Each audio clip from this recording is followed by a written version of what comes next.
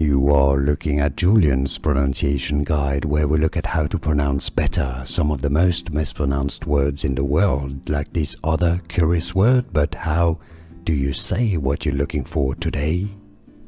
We are looking at how to pronounce these words, as well as how to say more interesting but often confusing vocabulary that many mispronounce, so make sure to stay tuned to the channel if you enjoy learning. In British English it is said as exile, exile, yes, an S sound here.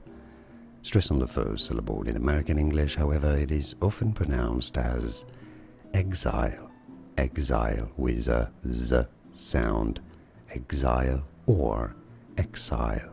And now you know. Like and subscribe if you found this video useful. Thanks for your support, and more videos for you here on how to pronounce more confusing vocabulary. I'll see you there to learn more. Thanks for watching.